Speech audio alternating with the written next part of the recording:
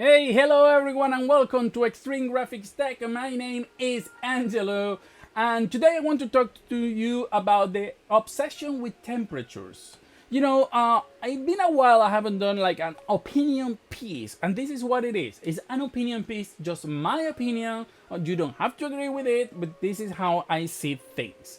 On my last video, and the reason I'm doing this video is because on my last video I talk about the Starfield, and on that video I show my new acquired CPU, which is a 7950X3D from AMD, and which is a very hot CPU. It's a CPU that really, if you don't do anything about it, it gets really hot.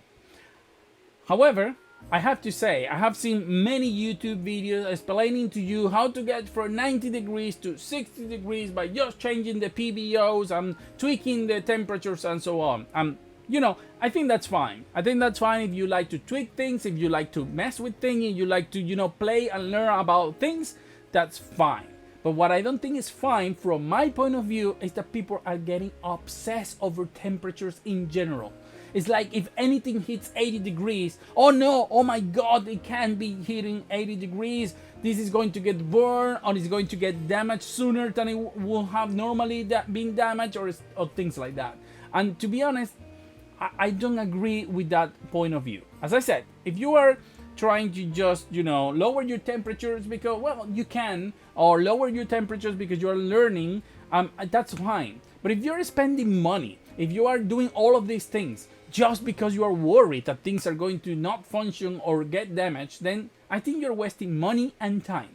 Talking about money, if you spend like $200, $300, $400 just worth of cooling for your computer, that's money you could have saved to another CPU, another motherboard, just in case this one dies. And by the time that happens, you're going to be buying a much better CPU and motherboard, because it's not going to die like in 2 years. I've been building PCs for 33 years. I have never seen a component die because of heat.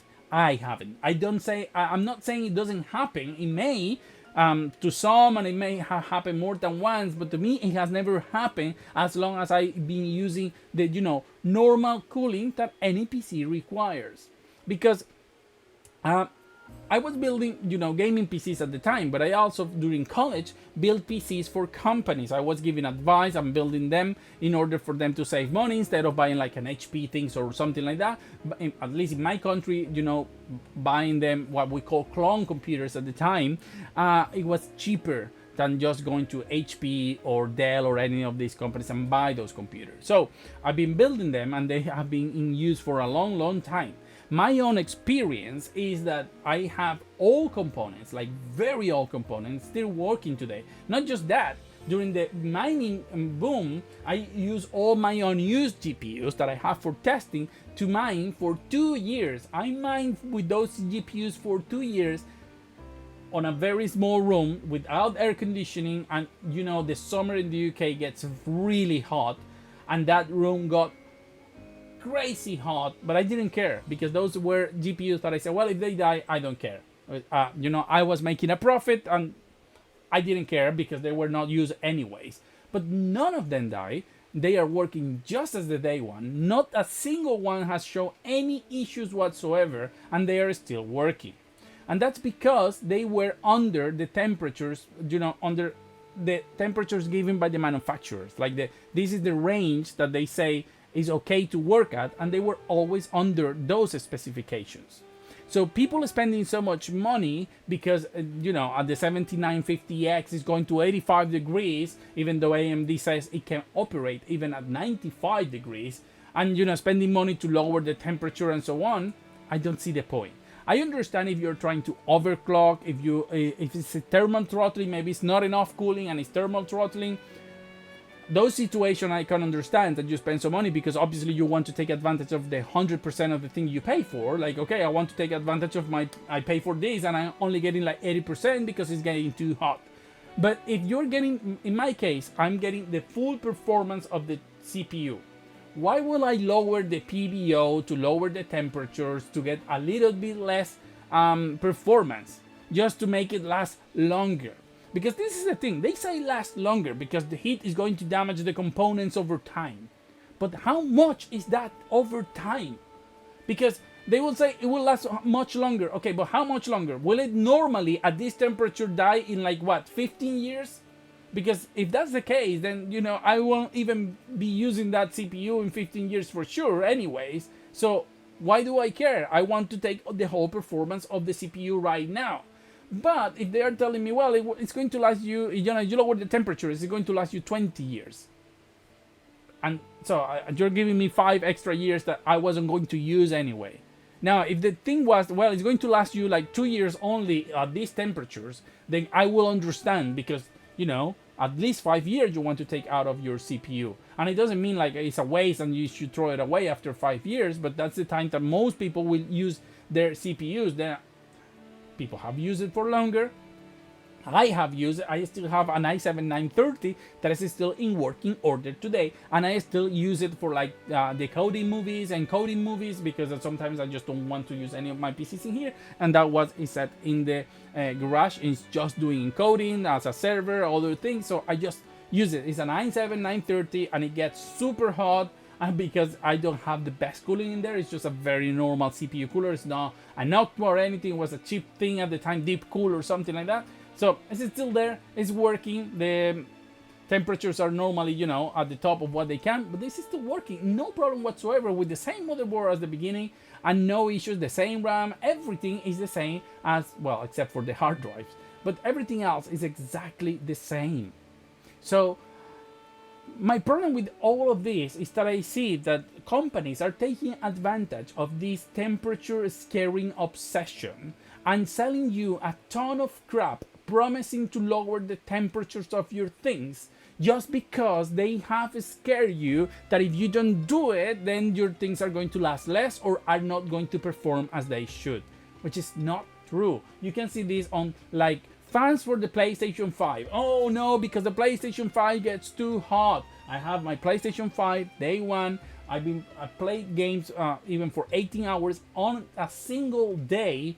No issues at all. No noise, no temperatures, never a message of going too hot or anything. All my computers, I have a very small form factor computer there with a 3700X and a 4070 Ti, and that one is always like at around 75 degrees and the CPU is around 70 degrees, and you can put your hands to the fan on the left, which is extracting the air, and you can feel that very hot air coming out, and those components must be very hot in there, but never an issue, no thermal throttling and no problems.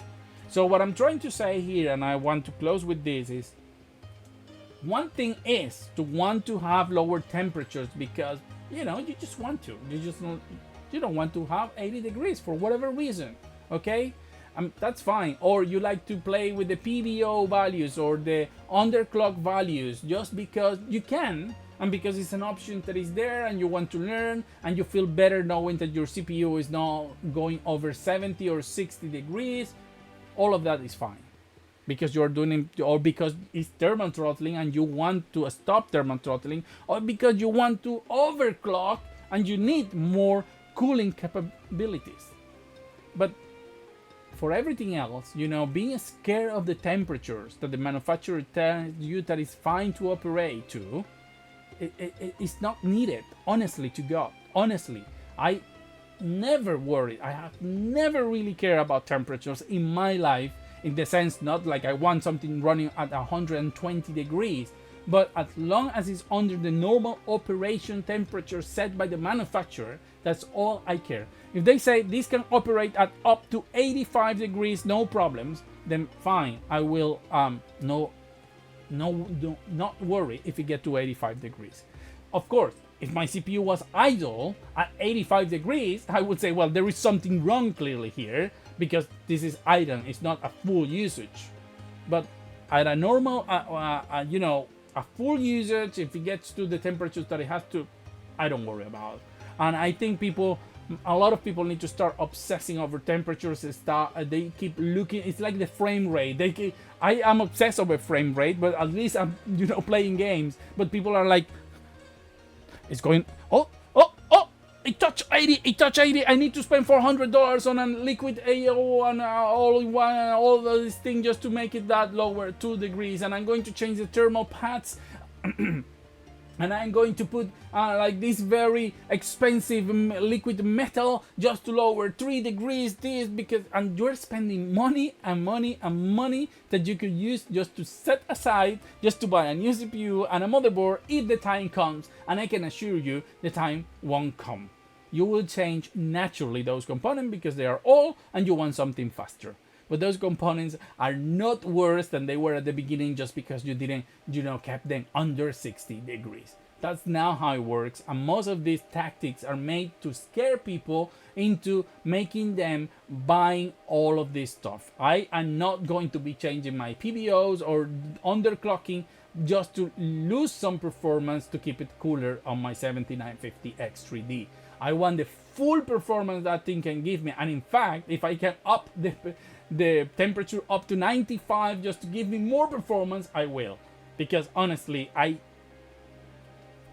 so far, none of my PCs ever had any issues. As I said, one of the oldest car I have right now here is my GTX 970 that I bought the day it came out, and that thing was always at around 85 degrees, always while playing, of course, not while idle, but while playing. I couldn't do anything to lower the day. It was a Zotac one. I don't remember if it was 2 or 1 fan. I think it was 2 fans. I should have to look. But yeah, it's still there, working fine as day. In fact, I tested that GPU in the Starfield video, and it's still, playing very good. So you know what? I don't care. I honestly don't care about temperatures, and you can or you shouldn't. It depends on you, but at least know why you are doing it. Okay? So that's just an opinion piece I wanted to comment about temperatures, because I see too many people always stress about this in the videos. Like, this is getting too hot, that's getting too hot. They always seems to be very interested in that and worry about that. Don't worry about temperatures, at least not on my components. They are not going to get worse or damaged, and they are not performing worse just because they're getting hot. As long as I test them, I make sure that they are not thermal throttling, and that's all I care. All my CPUs, GPUs, and every component is still working like day one, even after mining for 2 years non-stop. So don't worry about it, and don't stress too much about it, and especially don't spend too much money just trying to keep temperatures under a certain imaginary number, okay? This is my rant, and see you on the next video.